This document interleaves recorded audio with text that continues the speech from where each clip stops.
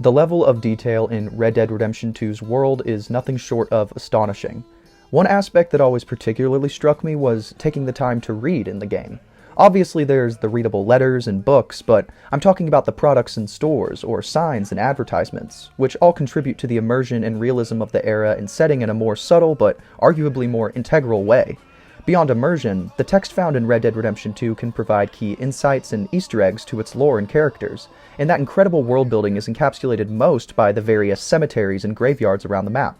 Right off the bat, whatever town you're in, if you go to its local church graveyard or nearby cemetery, you'll find the names of many familiar locals. In Valentine, you'll find relatives of Sheriff Curtis Malloy, or family names like Dalton, Worth, or Keene, which of course belong to the proprietors of the businesses in town. Down in Rhodes, you'll find the graves of Rhodes' rival plantation families, the Grays and Braithwaites.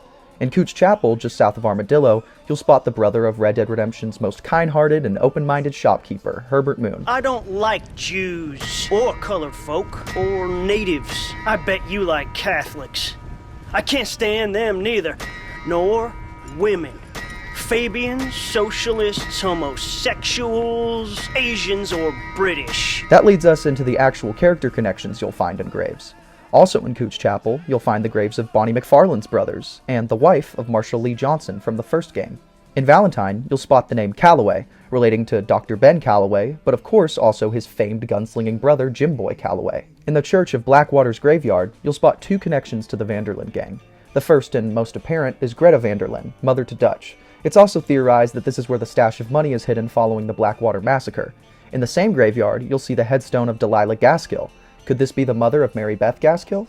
The cemetery in Saint Denis is a massive and elaborate array of mausoleums and above-the-ground graves, much like the famous New Orleans cemetery, which is below sea level. Most striking of all the graves in the cemetery belongs to that of Confederate General Quincy T. Harris, whom, for his exploits in the Battle of Scarlet Meadows at Boulder Glade, was once revered as a war hero.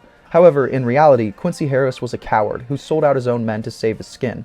His memorial in Saint Denis has been defaced, and if you visit the battlefield at Boulder Glade during a thunderstorm, you can hear the ghost of General Harris and his men during the battle, revealing how Harris sent his men into slaughter as bait in a fruitless endeavor, while he alone retreated imminent defeat. Heading on over to Emerald Ranch, behind the abandoned saloon, you'll spot a mysterious grave reading Joshua Burgess, accidentally shot.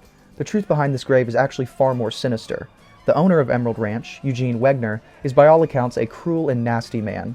His daughter, Miriam, fell in love with this Joshua Burgess, and in a fit of possessive rage, Wegner shot and killed Joshua in the saloon. The whole ordeal was covered up, and now Miriam is locked away by her father in the house at the ranch. Sometimes you can see her gazing out the window. Another fun Easter egg is back in Cooch Chapel, where a grave reads, "Cowboy with no name," a clear nod to Clint Eastwood's iconic Man with No Name character from Sergio Leone's Dollars trilogy. A simple Easter egg, or canonization of the Man with No Name in the Red Dead universe? That's for you to decide. Let's end this video off with some of my personal favorite text on graves. I didn't know she was married. An honest businessman who died poor. If you're reading this, I must be dead. Memory lives on, so does syphilis. And finally, this couple who were both struck by lightning. And from the looks of it, their graves were struck by lightning too. That's going to be it for this video. Are there any other Easter eggs in cemeteries or graveyards that I missed? What's your favorite text on a headstone? Let me know in the comments down below. Until next time, later cowpokes.